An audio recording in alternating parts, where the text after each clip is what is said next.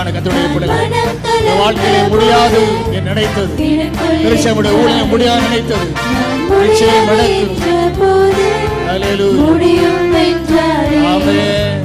மனம் தளர்ந்த போது திடன் கொண்டாரு.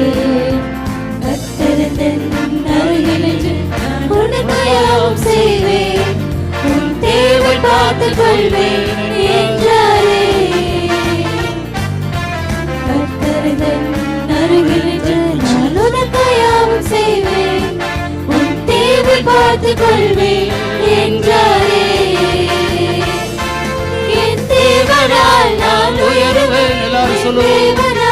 ஆமாண்டவரே, நான் பெருகுவேன், நான் உயருவேன், என் தேவனால் நான் பெருகுவேன், நிச்சயம் நடக்கும்.